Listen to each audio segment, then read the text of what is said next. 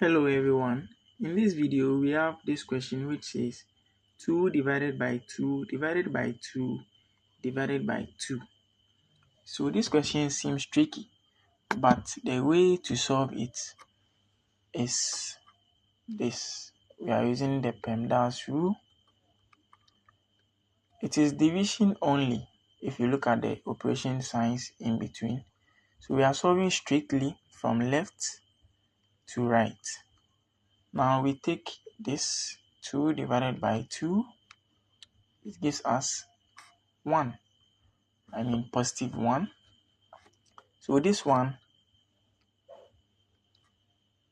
divided by 2, which will give us 1 over 2, or what we know as half. Now this is gone, it's now left with this. So now we have half divided by 2.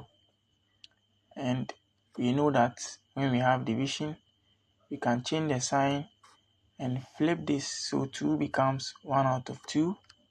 And now our final answer is nothing else but 1 out of 4, or 0.25 in decimals. Thanks for watching, and don't forget to subscribe.